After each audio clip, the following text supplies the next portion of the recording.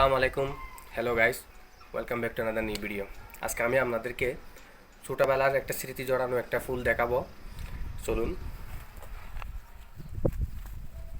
এই ফুলটা আমরা সাধারণত ছোটোবেলায় বাড়ির আঙ্গিনায়, বাসার ছাদে, যেটাকে আমরা সামসিক বলি, এরপরে এই টিনের চালে অনেকে লাগাইছি। যারা লাগাইছে তারা দেখার সাথে সাথে চিনবে। তো না চিনলেও আমি বলে দিই, এটা হচ্ছে আমাদের সেই ঐতিহ্যবাহী ছোটোবেলার 10টার ফুল। নাম জানতাম না, যার কারণে আমরা এই ফুলটাকে এই নামে ডাকতাম।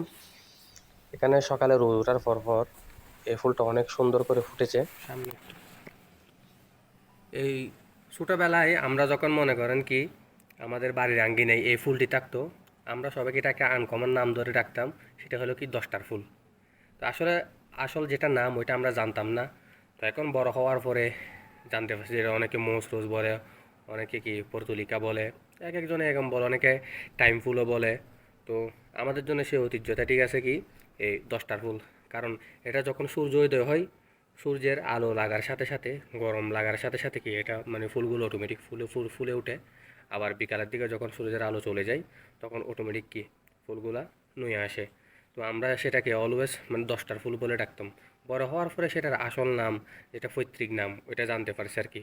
বাট এই ফুলগুলোর সাথে বাংলাদেশের অনেক, আমাদের এইজের যারা আসে, আমাদের জেনারেশনের যারা আছে, তাদের সাথে একটা ঐতিহ্য জড়ে আছে। বেশিরভাগ ঘরের সামনে থাকতো।